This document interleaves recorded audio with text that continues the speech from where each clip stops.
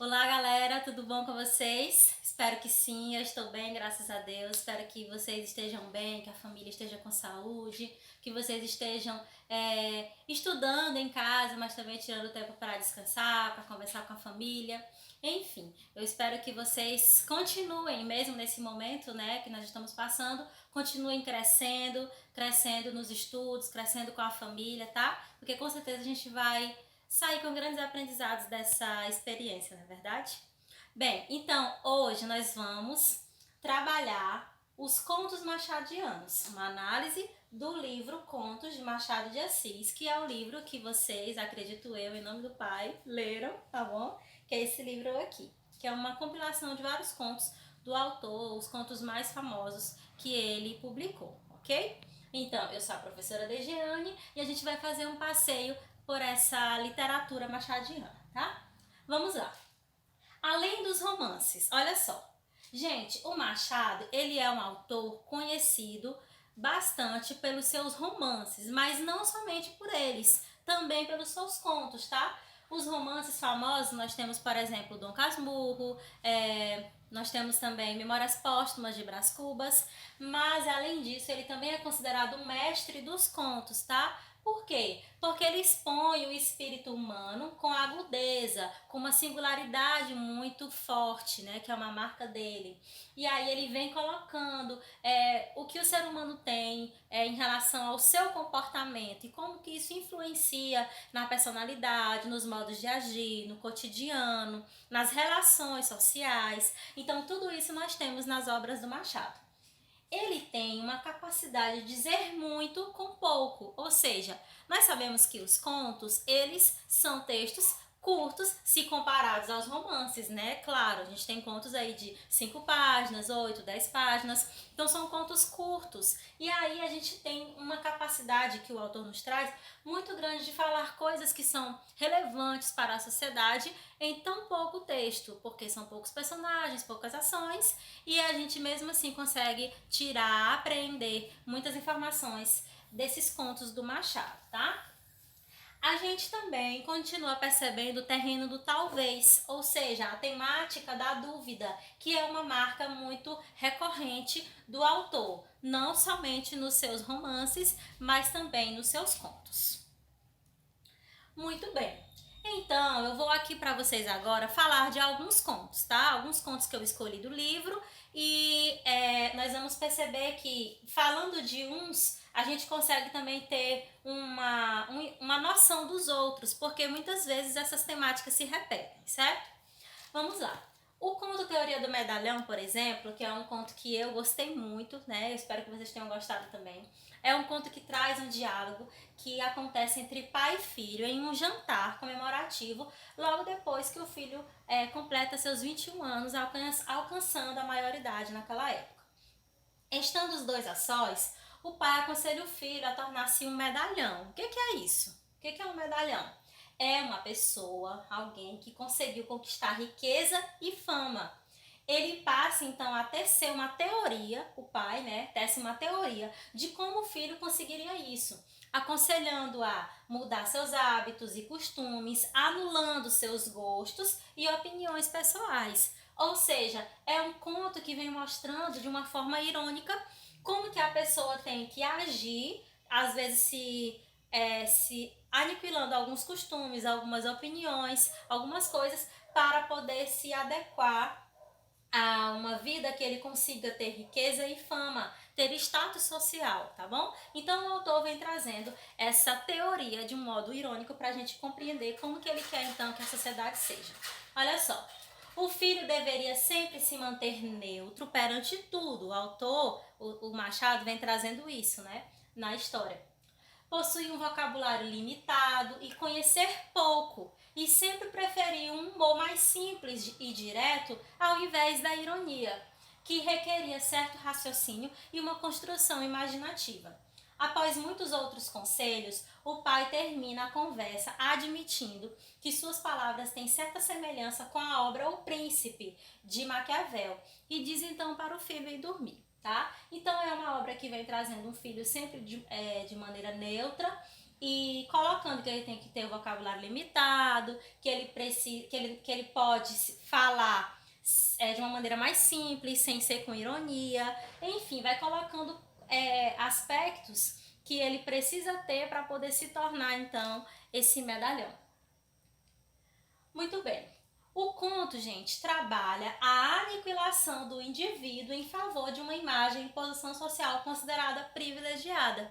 Então, aqui é a grande crítica e o grande objetivo do conto, que é fazer com que nós, leitores, possamos compreender que muitas vezes o ser humano faz exatamente isso. Ele aniquila o seu próprio eu, o seu individualismo, de modo que supervaloriza outras posições, supervaloriza outros modos de agir para poder se adequar à realidade social, para poder ser aceito em um grupo, para poder ter fama, para poder ter dinheiro e etc e tal. Então é isso que a gente consegue perceber nesse conto de uma forma totalmente irônica do início ao fim, demonstrando então que muitas vezes a gente deixa as nossas convicções, o que a gente pensa, o que a gente acredita, a gente acaba sendo neutro em algumas coisas para não se comprometer, para pegar bem, né, na sociedade. E aí a gente consegue então perceber justamente essa questão em toda a narrativa. Através da fala totalmente irônica do pai, entrevê-se a dura crítica do Machado à sociedade brasileira, porque ele vem trazer isso fazendo um recorte, né? Pega ali o pai e o filho no diálogo para mostrar que toda aquela sociedade daquela época era exatamente dessa forma.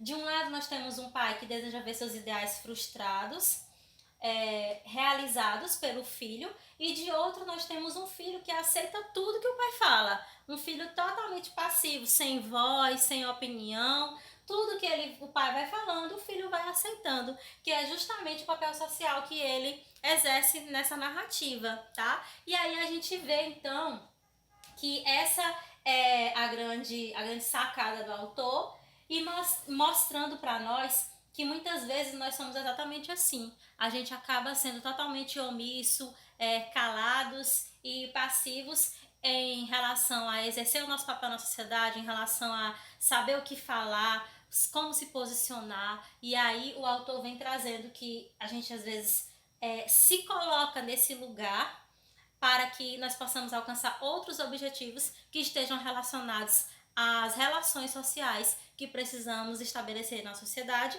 e que às vezes são estabelecidas de uma maneira errada, de uma maneira hipócrita, né? De uma maneira desonesta. Então tudo isso o autor coloca pra gente nesse conto magnífico. Olha só um trechinho dele aqui, ó. Entretanto, assim como é de boa economia guardar um pão para a velhice, assim também é de boa pátria social acautelar um ofício para a hipótese de que os outros falhem, ou não indenizem suficientemente o esforço da nossa ambição. É isto que te aconselho hoje, dia da tua maioridade. Creia que lhe agradeço, mas que ofício, não me dirá?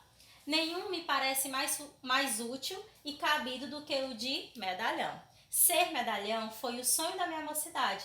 Faltaram-me, porém, as instruções de um pai e acabo como vês. Então, aqui é o exato momento do texto, na íntegra, que o pai vem falando para o filho que ele precisa ser um medalhão, que vai ser legal que ele consiga ser um medalhão e que ele vai ser instruído pelo próprio pai, que não conseguiu ser porque não recebeu essas instruções. Gente, então, esse conto, como eu já mencionei, o principal objetivo dele, ele traz uma grande intertextualidade, uma grande relação intertextual com o livro O Príncipe, que é o tratado proposto por Machado no conto equivaleria em parte aos conselhos que o Maquiavel dirige aos príncipes lá no livro, tá?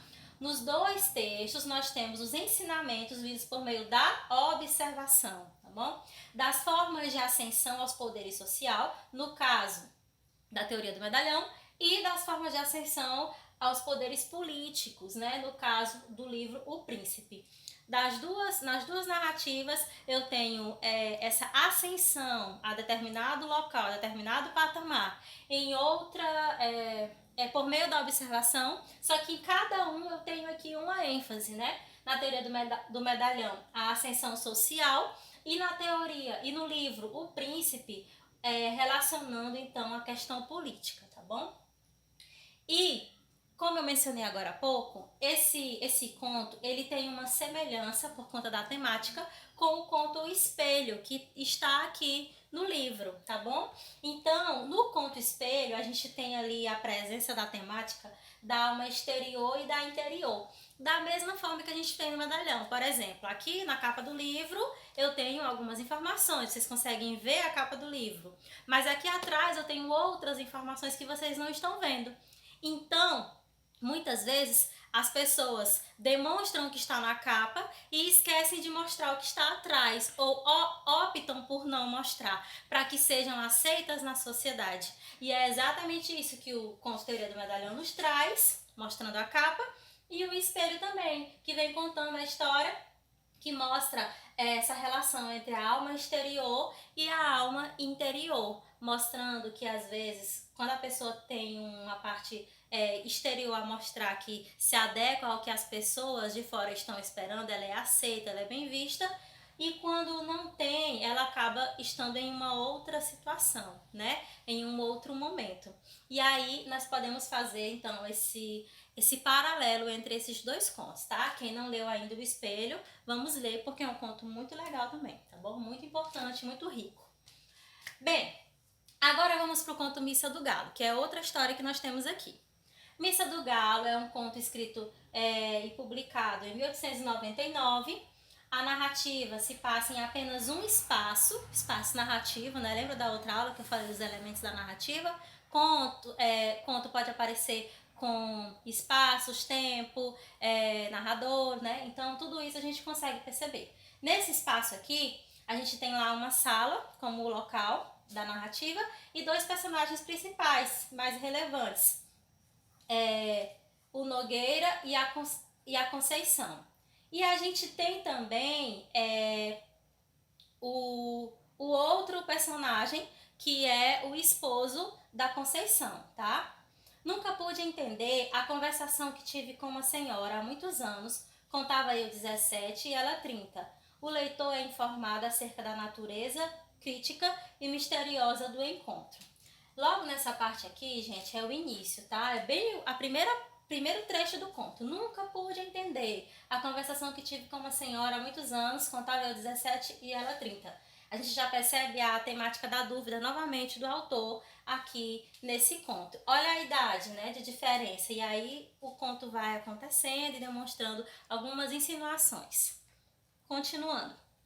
Esse conto é um dos mais famosos do Machado, justamente porque ele traz um clima de tensão psicológica e sexual e por sua temática sobre as relações conjugais, tá? O título foi escolhido porque o narrador e protagonista, o Nogueira, né, o rapaz, decidiu ficar no Rio de Janeiro para ver a Missa do Galo, que era uma celebração católica que ocorre na véspera do Natal. E aí, a temática do desejo do casamento aparece em toda a extensão do conto, porque ele fica lá na sala e aí a Conceição desce e conversa com ele, sendo que essa conversa vai demonstrando com a narrativa do Machado que ela vai se insinuando, que ela mostra os braços para ele e tudo isso vai sendo colocado de modo que demonstra que, de certa maneira, ambos se desejam e que isso, de certa forma, é como se fosse uma mesma postura que ela poderia ter em relação ao esposo, que não está no momento na casa, porque foi encontrar-se com uma outra pessoa, porque o esposo atraía. E todos eles sabiam, mas viviam numa condição totalmente aceitável para aquela situação, e era isso que o Machado então propunha, né, nesse momento. Durante a história, podemos perceber que a casa era mantida por uma moral conservadora e tradicional, e que o casamento era apenas uma convenção social para Menezes, o esposo da Conceição, que traía, né? Que traía já de forma clara para ela. Então, gente, a gente percebe aqui uma tentativa de manter a moral e os bons costumes na obra e, ao mesmo tempo, demonstrar que essa pessoa que estava lá, na casa, na sala, também tinha desejos, assim como o seu próprio marido, que fazia tudo mesmo do jeito que queria e que ela então estava naquele momento se insinuando para o rapaz. Durante a noite que Conceição passa com Nogueira, conversando, né, na sala, sentimos uma clara tensão sexual entre os dois, pois parece que eles se desejam e que Conceição sente vontade de cometer o adultério. Como vocês podem perceber aqui, ó, pois parece que ele se deseja, que ela sente essa vontade. Então tudo fica no talvez, tudo fica na busca da dúvida, como o Machado gosta de deixar em seus textos. Mas que alguma coisa a impede de realizar o seu desejo. Essa alguma coisa que a impede é justamente demonstrada, né, provada quando depois desse momento ela passa a tratar o jovem com indiferença, como se aquela conversa que eles tiveram na sala não tivesse acontecido, e volta a reinar na sala, na casa, o tradicionalismo do casamento daquele momento, né? No caso do século XIX. Então o autor vem justamente mostrar isso aí pra gente, mostrando esse tradicionalismo que existia, mas não deixando de mostrar os desejos que os seres humanos tinham naquele momento e os erros morais que a sociedade mostrava, como por exemplo o caso do adultério que era exposto, como é o caso do esposo da Conceição. Ok? Então é um conto que acaba deixando essas insinuações e colocando novamente o papel da mulher, trazendo à tona a temática da mulher do modo que o Machado gosta de trazer, que é uma mulher que até então não era colocada daquela forma, que era sempre apresentada de outras formas nos textos anteriores, mais romântica, mais tradicional, e também ele vem colocando para poder fazer essa quebra de paradigma, mostrar que essas mulheres têm desejos, mostrar que essas mulheres também podem ter voz, que antes praticamente não tinham. Então ele vem colocando a mulher como uma forma com um olhar diferente em suas obras. Agora nós vamos para o conto Cantiga de Esponsais. Essa palavra tem relação com o noivado, com o casamento, tá? É um outro conto que já tem uma temática mais diferente, né? Um pouco mais leve, digamos assim, porque fala de arte, fala da música, o ato da criação musical. Ele é narrado em terceira pessoa e conta a história do mestre Romão, que é um músico conhecido lá no Rio de Janeiro, no período ali de 1813. Gente, perdão aqui por esse J, é maiúsculo. Seu comportamento, normalmente circunspecto e triste, transforma-se ao reger. Ele vive triste, mas quando ele está regendo, ele fica legal, ele se transforma, ele vira outra pessoa. Como a gente tem aqui, ó, nesse trecho. Mestre Romão rege a festa. Quem não conhecia Mestre Romão com seu ar circunspecto, olhos no chão, riso triste e passo demorado? Tudo isso desaparecia à frente da orquestra. É como se a arte o transformasse. É como se não. Ela realmente o transforma, né? Então a vida derramava-se, olha só uma metáfora aqui, né? Que o autor coloca, por todo o corpo e todos os gestos. Vamos lá, queridinho, volte. Vamos lá, continuando. Por todo o corpo e todos os gestos do mestre. O olhar acendia-se, o riso iluminava-se, era outro. Então, a música o transformava. Esse momento, né, de regência o transformava. Bem, é um conto curtinho, tá? Bem pequenininho, se comparado com os outros do livro. Traz um conflito, que é a angústia por não terminar uma peça musical. Ele fica com essa angústia no decorrer do conto. E ao mesmo tempo é legal porque o desfecho do conto é justamente ligado ao mesmo motivo de inspiração, que quando ele começa a falar do conto no início, a narrar, vem falando que ele começou uma peça musical quando ele ainda estava com a sua esposa, né? E ela faleceu.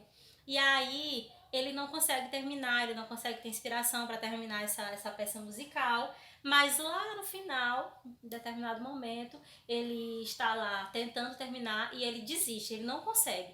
E aí, quando ele olha para o lado, tem uma janela e nessa janela tem um casal que também está ali nesse momento de noivado, de início de casamento.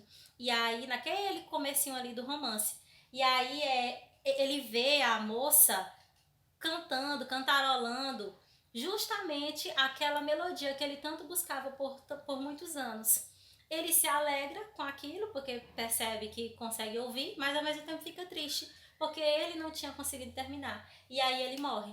Então o autor acaba trazendo essa temática da arte, de modo que mostra que a arte pode mover o mundo, mover a pessoa, e ao mesmo tempo demonstrando essa angústia do protagonista em não conseguir expressar os seus sentimentos, porque ele estava ali limitado, né, de certa forma, por conta dos seus próprios sentimentos, da sua situação. E para terminar, eu vou falar do conto A Cartomante. É um conto que, novamente, como os contos do Machado, né, traz uma intertextualidade, vem trazendo aqui a fala do livro do Shakespeare, da peça Hamlet, que é uma peça teatral. Hamlet observa a Horácio que há mais coisas no céu e na terra do que sonha a nossa filosofia. Era a mesma explicação que dava a bela Rita ao moço Camilo, numa sexta-feira de novembro de 1869, quando este ria dela por ter ido na véspera consultar uma cartomante. Aqui é o início do conto, a primeira parte dele. E aí a gente tem o Machado falando de uma peça de Shakespeare, e ele traz aqui essa temática, há mais coisas no céu e na terra. É uma fala do narrador e é uma fala opinativa, como vocês podem perceber, tá? Ele vem afirmando aqui que há mais coisas no céu e na terra. E a história vai falando sobre essa possibilidade de acreditar ou não nas cartomantes, né? E vem trazendo uma série de acontecimentos que são bem interessantes e mostra essa relação, essas relações do amor. E aí, eu queria destacar para vocês desse conto o aspecto narrativo. Como vocês viram, nesse trechinho aqui é a fala do narrador, não tem travessão, né? E é um narrador opinativo. Então isso continua ao decorrer do conto, como eu vou colocar aqui agora para vocês. Olha só. O narrador, ele de certa maneira é encapuzado, porque logo no início do conto a gente só vê ali a pontinha da orelha, né? Ou seja, só a introdução e o início do conflito.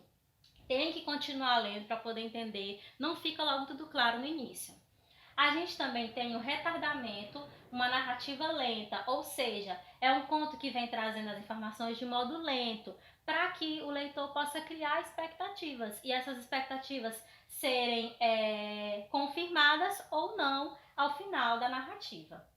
O tempo, além de mostrar que era uma sexta-feira, que é o aspecto cronológico, também tem o aspecto psicológico, por conta da duração, dos detalhes e da vivência dos personagens, tá bom? Porque vai trazendo muito detalhamento. Isso acaba influenciando para que a gente possa afirmar que existe um tempo psicológico. E o foco narrativo é na terceira pessoa, mas está juntado, né, está ali acoplado com o fluxo de consciência, ou seja, é um narrador que conta a história, ok, mas ele faz parte ali dela porque ele está comentando os aspectos psicológicos dos próprios personagens, e na fala do narrador ele também está opinando, como eu acabei de mostrar para vocês, né? O narrador reproduz as idas e vindas do personagem, mas também mantém sua própria voz, que é na terceira pessoa. E a narração opinativa, ela vem narrando, mas assume um ponto de vista dele e também dos personagens. Vem colocando, de vez em quando, uns trechos que a gente percebe que o narrador tem opinião perante aquela situação que está sendo relatada. Ok, gente? Então, a gente fez aqui um passeio sobre alguns contos do livro. Claro que não são todos, porque são vários, mas vocês vão poder ter a oportunidade de perceber a relação temática desses contos com os outros, tá bom? Mediante a atividade que eu vou passar para vocês. Espero que vocês tenham gostado, tenham aprendido, porque o Machado é riquíssimo e além dessas histórias temos muitas outras para a gente poder aprender e crescer, tá bom? Um abraço, tchau, tchau!